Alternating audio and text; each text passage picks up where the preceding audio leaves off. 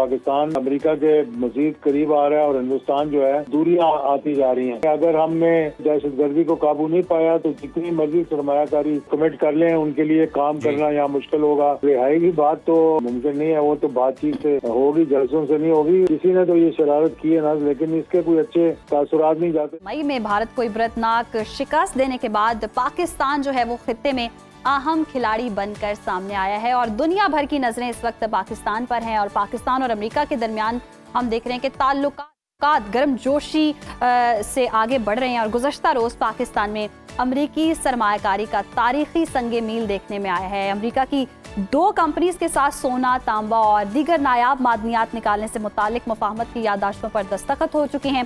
अमेरिकी कंपनीज ने पाकिस्तान में कानकनी और इंफ्रास्ट्रक्चर में भी सरमायाकारी में दिलचस्पी का इजहार किया और इसके साथ साथ मुआहिदे के पहले मरहले में मादनियात के अहम शोबे में तकरीबन $50 करोड़ की सरमायाकारी की जाएगी। दूसरी जानिब तहरीक इंसाफ ने एक बार फिर एहतजाज की तैयारियां शुरू कर दी हैं। अली अमीन गंडापुर ने इसी माह पेशावर में तारीखी जलसा करने का ऐलान कर दिया है। पीटीआई के मौलाना फजलुर रहमान के साथ राब्ते भी दोबारा बहाल हो गए हैं। मौलाना ये कहते हैं कि पीटीआई से इत्तेहाद के इम्कान को भी रद्द नहीं किया जा सकता। इस मुल्क को हाइब्रिड निज़ाम से निजात दिलाकर आगे बढ़ने का रास्ता निकालेंगे।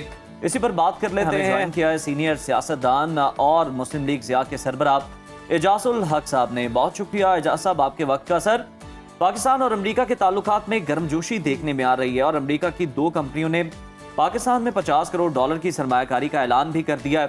कितनी अहम और बड़ी पेशरफ्त है और मुल्की मईशत के लिए कितनी मौसर साबित होगी आने वाले दिनों? देखिए, ये तो अमेरिका के साथ तो ये ताल्लुकात 10 मई के बाद बहुत खूबसूरती के साथ आगे बढ़ने शुरू हो गए हैं और खुसूसी तौर पर ये मुनफरिद जो मुकाम दिया उन्होंने फील्ड मार्शल आसिम मुनीर को, ट्रंप ने बुलाया किसी भी चीफ ऑफ आर्मी स्टाफ को किसी भी मुल्क के और उनके साथ बैठकर तकरीबन 2 घंटे खाना भी खाया और खित्ते के बारे में अहम गुफ्तगू भी की, जिसमें ख़ास तौर पर ईरान और इसराइल का मसला एक डिस्कस हुआ और उस पर इनकी जो तजवीज़ थी वो आगे चलकर उन्होंने इम्प्लीमेंट भी की।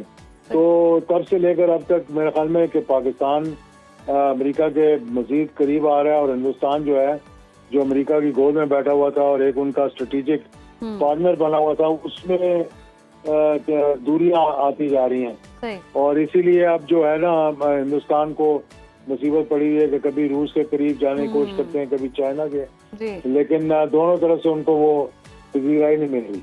यकीनन एजाज साहब, पाकिस्तान के ताल्लुकात तो बहुत बेहतर हो रहे हैं और पाकिस्तान ने अमेरिका, चीन और रूस के दरमियान भी मिसाली तवाज़ुन कायम किया है। तो ईरान, अफगानिस्तान और बांग्लादेश के साथ ताल्लुकात में भी बेहतरी आई है। पाकिस्तान इससे कितना और कैसे फ़ायदा उठा सकता है, आपको क्या लगता है?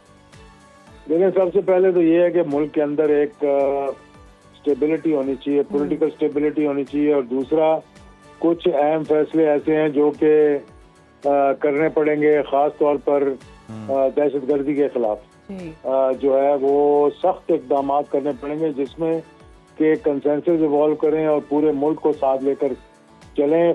कौम फौज के पीछे खड़ी हो तो फिर मैं समझता हूँ कि ये मामला जो है वो दुरुस्ती की तरफ जाएंगे। अगर हमने ये दहशतगर्दी को काबू नहीं पाया तो जितनी मर्जी सरमायाकारी वो कमिट कर लें उनके लिए काम करना यहाँ मुश्किल होगा, फॉरेनर्स के लिए यहाँ रहना मुश्किल होगा। तो ये चीज़ें बड़ी ज़रूरी हैं जो हमें करनी चाहिए।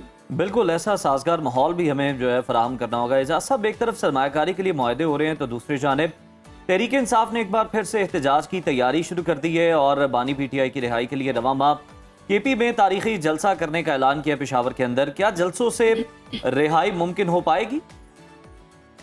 देखें, रिहाई की बात तो मुमकिन नहीं है, वो तो बातचीत से होगी, जलसों से नहीं होगी। केपीके के अंदर जलसा करना कोई बड़ी बात नहीं। उनकी हुकूमत वहाँ है, उनके वसाइल वहाँ है, उनके मतलब सरकारी मुलाजम वहाँ है, वो उन पर पाबंदी लगाकर वहाँ जलसा करना और बड़ा जलसा होगा उनका, लाजमी बात है। केपीके के अंदर क्योंकि उनकी हुकूमत है वहाँ पर और पिछले 13-14 साल से वहाँ उनकी हुकूमत है, तो ये कोई बड़ी बात नहीं है वहाँ जलसा करना। मेरा ख्याल है कि जलसों से ज्यादा उनको बातचीत की तरफ आगे बढ़ना चाहिए, क्योंकि उन्होंने लॉन्ग मार्च करके देख लिया, उसके नताइज कुछ अच्छे नहीं निकले उनके लिए।